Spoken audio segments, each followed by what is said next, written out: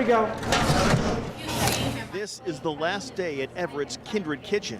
It opened in 2019, giving low-income and formerly homeless people job training for the food industry. Do you know if this quesadilla is for here to go? Cody Cadden had just gotten out of jail and was trying to stay sober when he started here. It was amazing, showing me that I can do something, that I can be here at 9 a.m. every day, that I can be a member of society again. Kindred is one of 3 businesses run by the nonprofit Housing Hope that provide pathways for people out of homelessness and addiction, including the Renew Furniture Store. All of them now closing and taking 24 jobs with them. Brian Blavitt worked his way up to assistant manager. Now he only has questions. Where am I going to go? What am I going to do?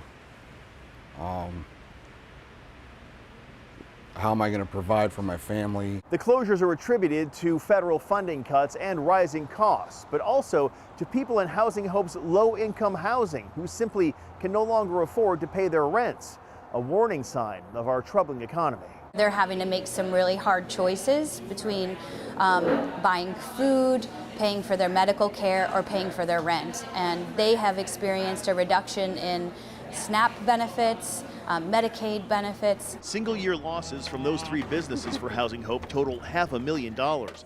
The organization's CEO says the cuts were painful but necessary to make sure its main mission of keeping people housed can continue. It is a stark reality of the challenges that we are facing. All right, well, this is where the magic happens, as they say. But there is some good news. Housing Hope will continue to train food workers. And while more cuts can't be ruled out, those fortunate enough to have found themselves here feel better prepared for an uncertain future. I know that I will succeed. We just have to hope that this is the right thing and keep pushing forward. In Everett, Eric Wilkinson, King 5 News.